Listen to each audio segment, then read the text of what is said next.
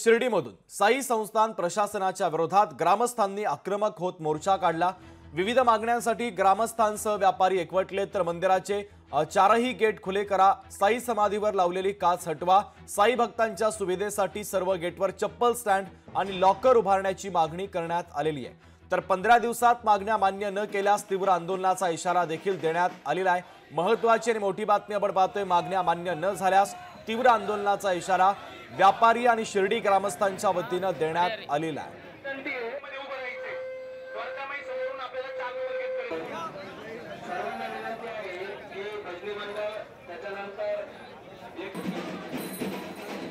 दरम्यान या संदर्भात व्यापाऱ्यांसोबत संवाद साधलेला आमचे प्रतिनिधी गोविंद साळुंके यांनी पाहूयात।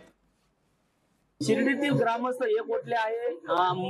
मंदिराचे चारही गेट जे आहे ते खुले करावे अशा विविध मागण्यांसाठी शिर्डी ग्रामस्थ एकवटले आहे आणि थेट आंदोलन जे आहे शिर्डी संस्थांच्या प्रशासनाविरोधात जे आहे ते आंदोलन या ठिकाणी करण्यात आलं आहे। आपल्या सोबत काही व्यापारी आहे, आपण त्यांच्यासोबत बोलणार आहोत। काय मागणी आहे आपली, काय सांगणार?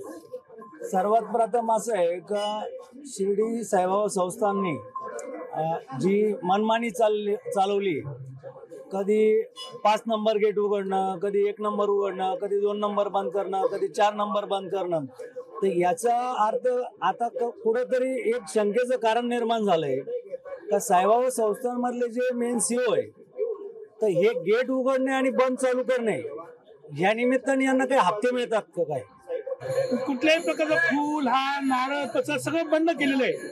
बाबांची पूजा फूल हा नारळ तसं पूर्वीप्रमाणे होत होती, बाबांच्या चरित्रात त्याचा उल्लेख आहे, परंतु या लोकांनी सर्व बंद केलं आणि शिर्डीतील जवळजवळ 200 ते 300 दुकान याच्यावरती विसंबून आहेत, शेतकरी याच्यावर विसंबून आहेत। शिर्डी फुलाची इतकी मोठी बाजारपेठ होते, भारतात शिर्डीतून भारतात फुलं जात होते, हा जात होते, हा सगळा व्यवसाय पूर्णतः बंद झालाय।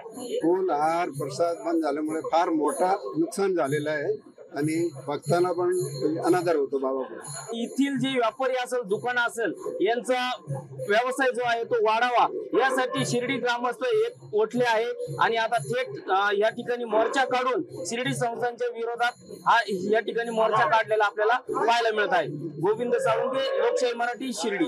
शिर्डीमध्ये 2 दिवस साई भक्त थांबतो, तो कधी ध्यान मंदिरात जाऊन बसतो, कधी दत्त मंदिरात जाऊन दत्ताची आराधना करतो, कधी शिवशंकराची आराधना करतो, कधी गुरुस्थानाला परिक्रमा करतो आणि साईचर्याचा सुद्धा उल्लेख आहे की शुक्रवारी गेलं पाहिजे, गुरुस्थानामध्ये धूप जाळला पाहिजे, परंतु साईबाबा संस्थानाला या गोष्टींची माहितीच नाही, या प्रथा परंपरा माहिती नाही, म्हणून त्यांनी साई भक्तांना फक्त एकदा दर्शन आल्यानंतर मध्ये येऊ दिलं जात नाही।